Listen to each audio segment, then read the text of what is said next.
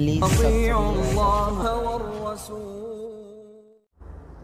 تو ادھر میں ایک بات کہتا ہوں کہ وہ باپ نبی ہے، بیٹا مشرک ہے، ٹھیک ہے؟ تو یہ بات کوئی بڑی نہیں ہے، باپ کا کام ہے واضح و نصیحت کرنا، یہ ہمارے لیے مثال ہے کہ باپ بیٹے کو کہتا ہے کہ بھئی شرک نہیں کرنا، اللہ کے ساتھ کسی شریک نہیں ٹھہرانا، نبی صلی اللہ علیہ وسلم کی بات پہ عمل کرنا ہے، اور نماز کے لیے اسے اٹھاتا ہے۔ باپ کی ایک ذمہ داری وہ کہتا رہے، کیونکہ پوچھتے ہیں لوگ کہ میں بڑا کہتا ہوں جی وہ مانتا نہیں ہے، وہ پڑھتا نہیں۔ آپ کی ذمہ داری، ہماری ذمہ داری ہے کہنا، برے کام سے روکنا۔ اگر کہنے کے باوجود وہ نہیں رکتا تو آپ کی ذمہ داری پوری، ہمیں پریشان ہونے کی ضرورت نہیں ہے، ہم نے اپنا حق ادا کر دیا۔ تو یہ بات تو چلتی ہے کہ نبیوں کی اولاد کیا ہے، وہ کافر ہے، مشرک ہے، اور کچھ ایسے واقعات ہیں کہ بیٹا نبی ہے اور باپ مشرک ہے، کچھ ایسے واقعات ہیں کہ جو آدمی ہے یعنی خامد وہ نبی اور بیوی مشرک ہے۔ تو یہ ہمارے لیے ساری یعنی باتیں ہیں کہ انسان کو پریشان نہیں ہونا چاہیے۔ ہاں ٹھیک ہے، دکھ تو ہوتا ہے لیکن اسے سمجھانا ہمارا حق ہے، بار بار سمجھاؤ۔ نوح علیہ السلام کی بیوی دیکھ لو، لوط علیہ السلام کی بیوی دیکھ لو، بہرحال انہوں نے بڑی واضح و نصیحت کی۔ جب پانی وہ سطح اوپر ہونے لگی، کشتی اس کے اوپر تیرنے لگی، اب بیٹا نظر آ رہا تھا، باپ کی جو ہوتی یعنی ایک فطرتی بات ہے، دل بڑا وہ مایوس بھی ہوتا ہے اور پریشان بھی ہوتا ہے دیکھ کے ایسے واقع۔ دیکھا کہ بیٹا جو ہے نا مان نہیں رہا، اسے کہا کہ میرے آ جاؤ کشتی کے اندر، تو وہ کہتا ہے کہ میں اپنے آپ کو بچا لوں گا، پہاڑ پر چڑھ کے میں اپنے آپ کو بچا لوں گا۔ نوح علیہ السلام نے فرمایا، اللہ نے قرآن کے اندر سورہ ہود کے اندر تذکرہ کیا ہے، فرمایا کہ آج بیٹا کوئی اپنے آپ کو بچانے والا نہیں، آج وہی بچے گا جس کو اس کا مالک بچائے گا۔ بہرحال قرآن نے یہ بھی نقشہ کھینچا ہے کہ جب پانی کی سطح بڑھتی چلی گئی، اوپر پانی ہوتا چلا گیا، اوپر سے بھی پانی نیچے سے بھی پانی ہے، تو بیٹا ایک پہاڑ کی چوٹی پہ چڑھتا ہے، تو بعد نے یہ بھی لکھا ہے تاریخات کے مطابق کہ سب سے پہلے اسی پہاڑ کی چوٹی پہ پانی چڑھا،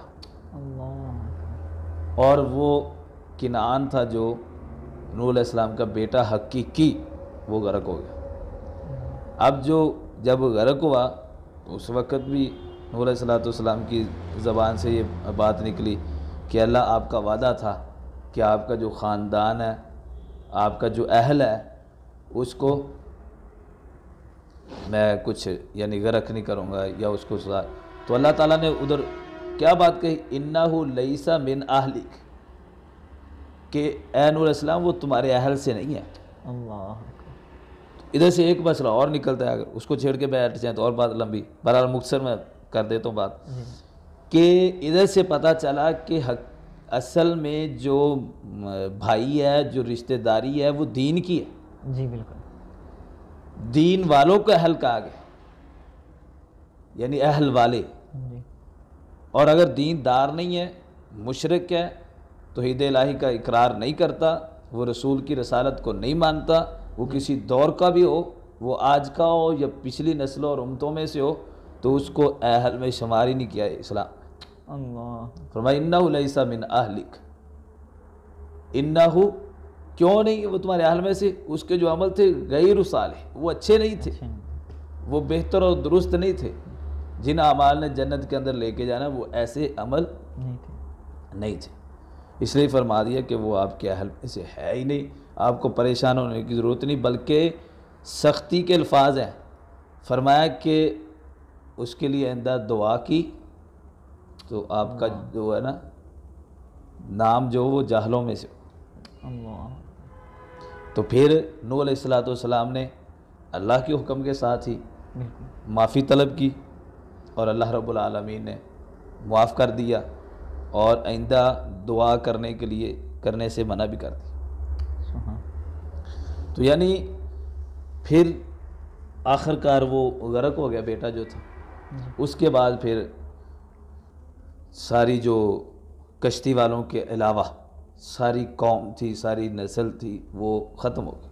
اللہ نے تباہ و برباد کر دی۔ اور پھر تاریخی اعتبار سے مختلف ہیں باتیں کہ وہ کشتی کتنی دیر وہ پانی کے اوپر ٹھہری رہی، کچھ 40 دن، وہ کوئی 6 ماہ، کوئی مختلف یعنی باتیں ایسی۔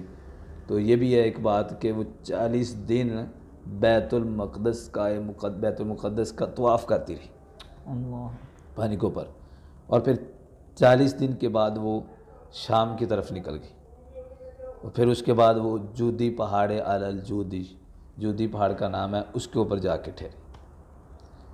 اور پھر اس طرح آگے یہ بھی بات ہے کہ وہاں پہ تاریخ اعتبار سے حکم ہوا نوح علیہ السلام کو کہ اسی جو بیڑی تھی، وہ جو کشتی تھی، بیڑا تھا، اس کی پھٹیوں کی وہاں پہ مسجد تعمیر کی گئی، اور اس کے اندر پھر مسلمان جو تھے وہ لوگ نماز پڑھنے لگے، اور وہاں پہ وہ یعنی آباد ہو گیا، بس گئے۔ اور انہی میں تھے یعنی آگے پھر 3 بیٹے، حام، سام اور یافس، 3 بیٹے یعنی 5 بیٹے تھے ٹوٹل۔ بعد نے ان 5 کے علاوہ بھی ایک ذکر کیا، بہرحال زیادہ تر یہ کہ 5 تھے۔ جیسے عابر پہلے فوت ہو گیا، اور جو تھا کنعان وہ طوفان نوح میں فوت ہو گیا۔ یافس، حام اور سام یہ 3 بچے تھے، اور تینوں کی پھر نسل آگے چلی، اور یہ یعنی وہ 80 بندے تھے، مرد اور مومن، عورتیں اور مرد تھے، ان سے آگے پھر یہ نسل چلتی ہوئی ساری جو ہے وہ آگے۔ تو یعنی اس سے بڑے سارے ہمیں مسئلے ملتے ہیں۔ ایک بات تو یہ سب سے پہلی جو ہے کہ شرک اللہ کے ساتھ، وہ نبی کا بیٹا بھی کرے تو اللہ کو برداشت نہیں ہے، وہ نبی کا باپ بھی کرے تو اللہ کو برداشت نہیں ہے۔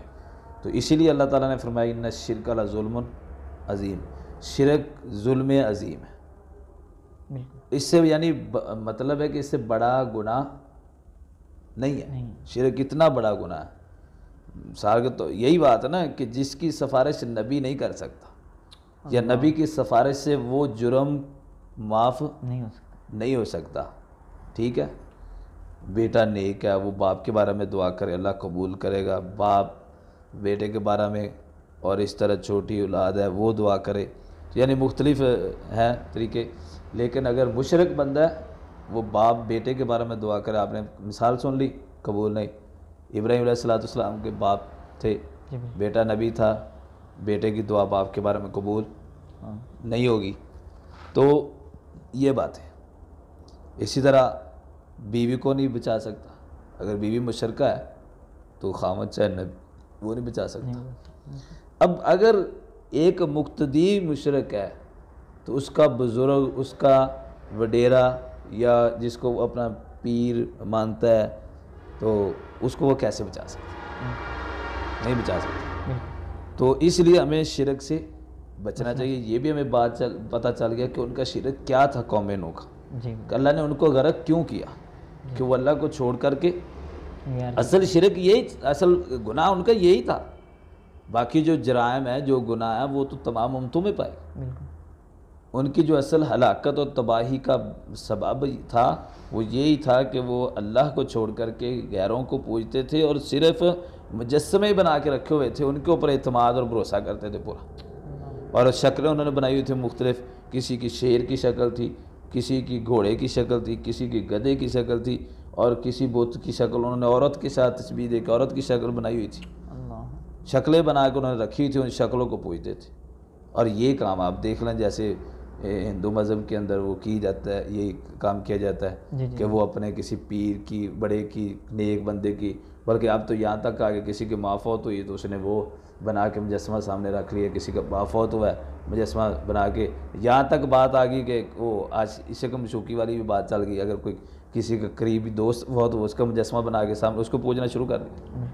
بالکل ایسے انہوں نے یہ کام کیا، تو آج ہم اپنے آپ کو مسلمان کہتے ہیں، ہم اپنے ملک کے اندر نظر دوڑا کے دیکھ لیں کیا ہو رہا ہے، کن کی قبروں کو پوجے۔ پرانے تو وہی تھے نا، اب تو یہ بھی نہیں تمیز رہے گی کہ جو مرنے والا وہ نیک بھی تھا کہ نہیں نیک، وہ نمازی تھا کہ نہیں نمازی، اور ان کو پوجا جا رہا ہے۔ جیسے میں نے پہلے بتا دیا ہے کہ طہارت ایک ہر شریعت کے اندر یعنی یہ تعلیم کا حصہ رہا ہے طہارت۔ آج ہمیں تو ان کو اللہ کے قریب سمجھ رہے ہیں، نعوذ باللہ، جس کے کپڑے ہی پاک نہیں۔ جس کا جسم ہی پاک نہیں ہے، بلکہ اس کو ولی مانتے جس کے جسم کے اوپر اتنی میل ہو۔ میں کرسا یہاں پہ یہ کہنا چاہوں گا، بلکہ یہ ہمارے علماء کرام کا تمام کسی بھی مسلک سے تعلق رکھتا ہے، ان کا یہ حق بنتا ہے کہ اپنے خطبات کے اندر، دروس کے اندر یہ لوگوں کو اس چیز پر تربیت دیں تاکہ ان کی اصلاح ہو سکے۔ تو آپ میں نے ایسے لوگ دیکھے ہیں کہ لوگ ان سے ڈرتے ہیں، ان سے لوگ ڈرتے ہیں، کن سے؟ کہ جن کو 2-2 4-4 سال ہو گیا وہ انہوں نے غسل نہیں کیا، نہائے نہیں، کپڑے ان کے گندے، بال ان کے اتنے بڑے، بالوں کے اندر مٹی، اتنے لمبے ناخن، کتوں کا منہ چومنے والے لوگ ان سے ڈرتے۔ اور جس مالک حقیقی نے بنایا ہے اور جس نے حکم دیا ہے اس سے ہم نہیں ڈرتے۔ تو یہی جرم تھا ان کا، اللہ کو چھوڑ کے غیروں کو پوجتے تھے۔ تو یہ سزا دی اللہ نے اور بتلا دیا کہ اللہ کو چھوڑ کے دوسروں کو پوجنے والا نبی کا بیٹا بھی ہوگا تو ہم اس کی حالت کیا کریں۔ تو اس لیے اللہ نے فرمایا ان اللہ لا یغفر ان یشرک بہ ویغفر ما دون ذلک لمن یشاء۔ سورہ نساء کے اندر اللہ رب العالمین نے یہ بات بیان کی ہے 5ویں پارے کے اندر کہ شرک والا جو عمل ہے نا، یہ جو جرم ہے، یہ اللہ نے معاف نہیں کرا۔ لا یغفر ان یشرک بہ، جس نے اللہ کے ساتھ شریک ٹھہرا دیا کسی کو، یہ معاف ہونے والا نہیں۔ ویغفر لمن یشاء، اور اس کے علاوہ جو جرم ہے انسان سے ہو جاتے ہیں، بڑے بڑے گناہ بھی ہو جاتے ہیں انسان، وہ اللہ چاہے تو انسان کے سارے معاف کر کے اس کو جنت بھیج دے۔ اور یہ بھی بات یاد رکھے، جو مشرک انسان ہے توبہ کے بغیر مر گیا، کسی بت کو پوجتا ہے، وہ کیسے بھی حالت میں پوجتا ہے، مثال کے طور پہ وہ کہتا ہے کہ ہم اللہ کو مانتے، بتا دیا کہ اللہ کو، تو وہ بھی مانتے تھے، اللہ کے انکاری بھی نہیں تھے، عبادت کے انکاری بھی نہیں تھے۔ تو آج ہم یہ بھی ہمیں کچھ لوگ کہتے ہیں کہ ہم اللہ کو مانتے ہیں، اس کی عبادت بھی کرتے ہیں، نماز بھی پڑھتے ہیں، روزہ بھی رکھتے ہیں، حج، صدقہ، زکوٰۃ سب کچھ کرتے ہیں، لیکن اس کے ساتھ ساتھ پوجا جاتا ہے، کسی کا وسیلہ ڈالا جاتا ہے قربت حاصل کرنے کی، ان کی قرابت تھی۔ تو یہ ساری باتیں ہمیں نوح علیہ السلام کی ہسٹری اور آپ کی زندگی سے ملتی ہیں کہ ان کی قوم کو کیوں تباہ و برباد کر دیا گیا، اسی لیے کہ انہوں نے 950 سال واز کی تو کسی نے نہیں مانی، تھوڑے سے لوگ جنہوں نے آپ کی دعوت کو قبول کیا۔ تو اللہ نے قانون بنا دیا کہ مشرک بندے کے لیے کوئی اگر بغیر توبہ کے مر گیا تو اس کے لیے کوئی معافی نہیں۔ تو مشرک کے گھر میں رہنے والی عورت ہو، مرد ہو، توحید پہ ہو، تو اللہ تعالیٰ اس کو اس توحید کی وجہ سے اتنی عزت سے نواز دیتا ہے، جیسے آسیہ علیہ السلام کا واقعہ۔ بالکل، وہ فرعون کے گھر، فرعون جو اپنے آپ کو رب کہلواتا تھا، اپنے آپ کو لوگوں کو کہتا تھا مجھے رب کہو، اور اس کی بیوی وہ نیک تھی، ایک اللہ کو ماننے والی تھی، کہاں تک ظلم کیا، کہا کہ جان سے مار دوں گا، مجھے مان لو اور جس کا نام لیتی اس کو چھوڑ دو۔ فرمایا کہ نہیں، مارتا ہے تو مار دے۔ اللہ نے وہ سورہ تحریم کے آخر کے اندر پورا ایک نقشہ کھینچا ہے جی۔ تو فرمایا وَنَجِّنِي مِن فِرْعَوْنَ وَعَمَلِهِ وَنَجِّنِي مِنَ الظَّالِمِينَ، یعنی ظالموں سے اور فرعون سے مجھے نجات دے دے۔ تو اللہ نے کیسی نجات دی؟ تو اللہ کی بندی اور اس کا اللہ کا قرب حاصل کر کے۔ تو یہی بات ہے کہ انسان پہلی بات تو اپنے آپ کو دیکھے کہ میں مسلمان ہوں، میرے اندر کوئی ایسی بات تو نہیں پائی جا رہی کہ میں مشرکین کی لسٹ کے اندر، یا میرے اندر کوئی شرکیہ عمل تو نہیں پایا جا رہا۔ سب سے پہلی بات ہے کہ اپنے آپ کو شرک سے پاک اور صاف کرے رکھے۔ یہ بھی ایک طہارت کے اعتبار سے ہے کہ انسان کا جو عقیدہ ہے وہ بھی پاک اور صاف ہونا چاہیے، درست ہونا چاہیے، وہ اللہ کو ایک مانے۔ طہارت کے اوپر انشاءاللہ ہم ایک علیحدہ ٹاپک لے کے وہ بنائیں گے، ایک کلپ کہ طہارت کے اندر کتنی چیزیں آتی ہیں۔ تو اگر انسان کا عقیدہ درست نہیں تو اس کی طہارت کیا کرے گی؟ تو عمل کی قبولیت اسی سے ہے کہ وہ شرک سے پاک ہو۔ اگر شرک آ گیا، میں اللہ کے لیے بھی کرتا ہوں، فلاں کے لیے بھی کرتا ہوں، ٹھیک ہے، اللہ کے لیے بھی کرتا ہوں، فلاں کے لیے بھی کرتا ہوں، تو یہ ساری باتیں شرک کے اندر ہیں۔ اللہ سے دعا ہے کہ اللہ تعالیٰ ہمیں ایسے کام کرنے کی توفیق عطا فرمائے کہ ہم دنیا کے اوپر بھی کامیاب ہو جائیں، آخرت کے اندر بھی اللہ کامیابی سے نواز دے۔